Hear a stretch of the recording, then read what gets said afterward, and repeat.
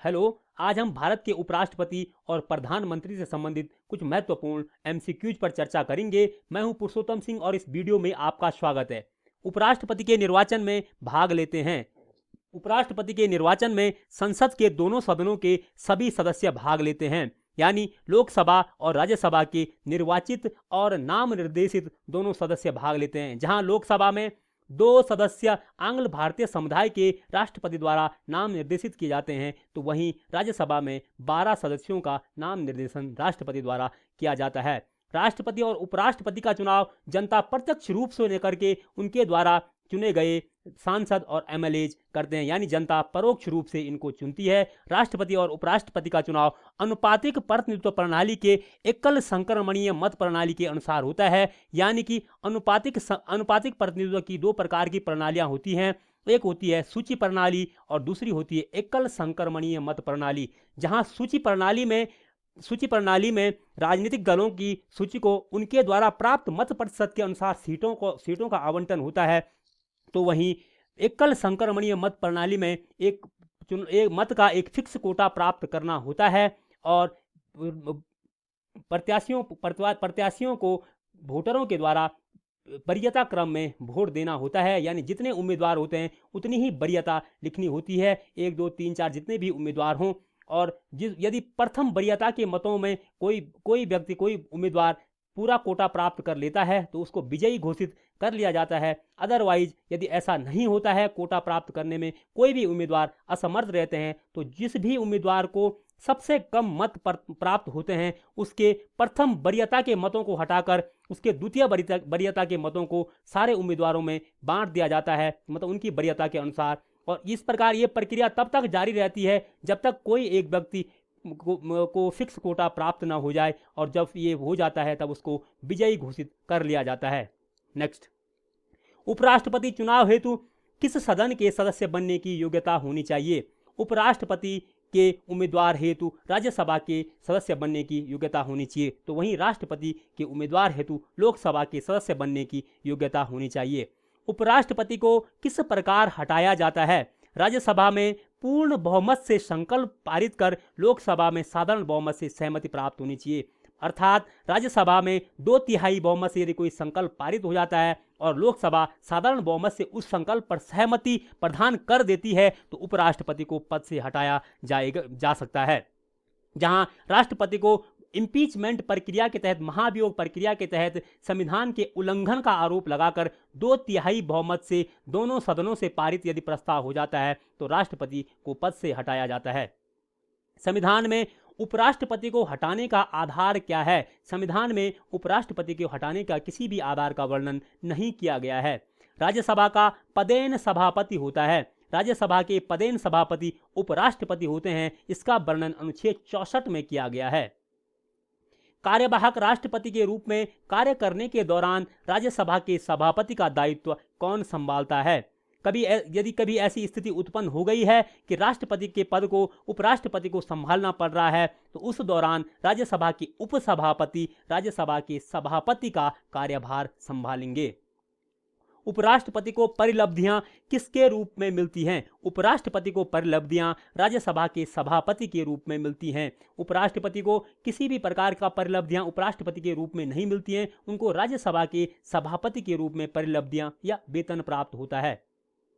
प्रधानमंत्री किस सदन का सदस्य होना चाहिए? प्रधानमंत्री लोकसभा या राज्यसभा में से किसी के भी सदस्य हो सकते हैं। यहां तक कि राष्ट्रपति ऐसे भी व्यक्ति को प्रधानमंत्री नियुक्त कर सकते हैं जो किसी भी सदन के सदस्य नहीं हैं, मगर उनको 6 माह के अंदर दोनों सदनों में से, यानी लोकसभा या राज्यसभा में से किसी एक का सदस्य होना पड़ेगा।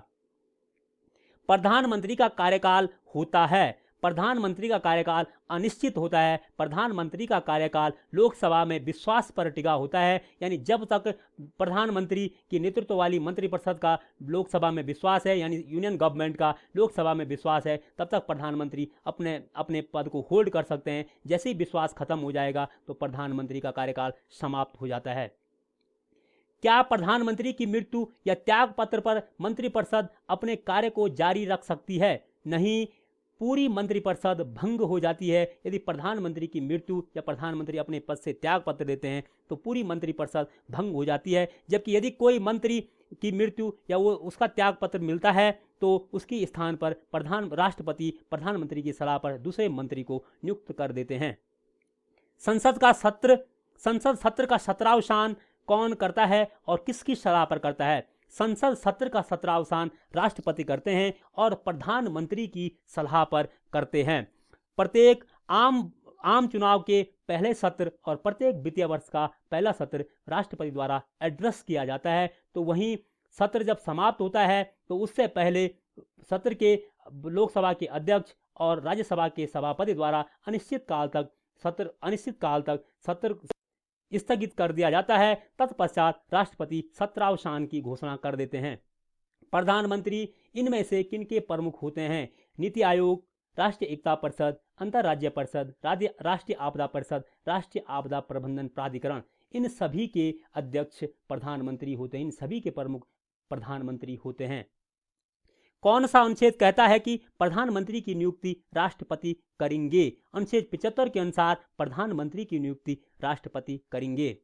अनुच्छेद 78 किससे संबंधित है? अनुच्छेद 78 राष्ट्रपति को सूचनाएं प्रदान करने का प्रधानमंत्री के कर्तव्य से संबंधित है।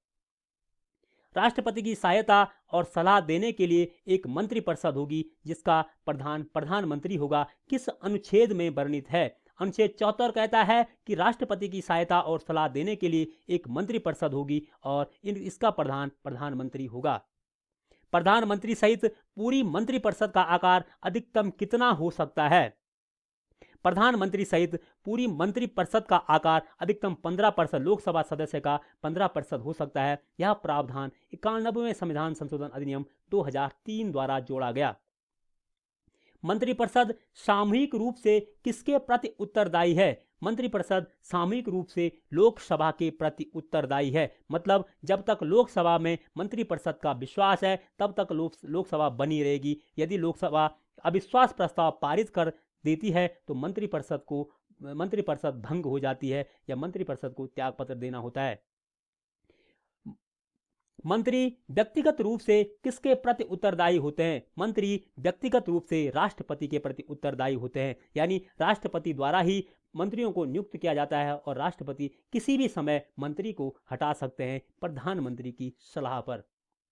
मूल संविधान में मंत्रिमंडल शब्द का वर्णन किस अनुच्छेद में किया गया है? मूल संविधान में मंत्रिमंडल शब्द का वर्णन नहीं था। इसको 44वें संविधान संशोधन अधिनियम 1978 द्वारा अनुच्छेद 352 में जोड़ा गया। अनुच्छेद 352 राष्ट्रीय आपातकाल से संबंधित है। सुपर कैबिनेट किस मंत्रिमंडलीय समिति को कहा जाता है? सुपर कैबिनेट राजनीतिक मामलों की मंत्रिमंडलीय समिति को कहा जाता है। इसके अध्यक्ष प्रधानमंत्री होते हैं। लोकसभा एवं राज्यसभा में सदन का नेता कौन बन सकता है? प्रधानमंत्री यदि लोकसभा सदस्य हैं या उनके द्वारा मनोनीत कोई मंत्री और प्रधानमंत्री द्वारा मनोनीत राज्यसभा सदस्य जो मंत्री हैं। यानी लोकसभा में सदन के नेता या तो प्रधानमंत्री होंगे या तो प्रधानमंत्री यदि राज्यसभा से हैं तो उनके द्वारा कोई मनोनीत कोई मंत्री जो लोकसभा से हों, और राज्यसभा में राज्यसभा का कोई सदस्य जो यूनियन गवर्नमेंट में मिनिस्टर हो, मंत्री हो। धन्यवाद। Please subscribe, share, comment and like.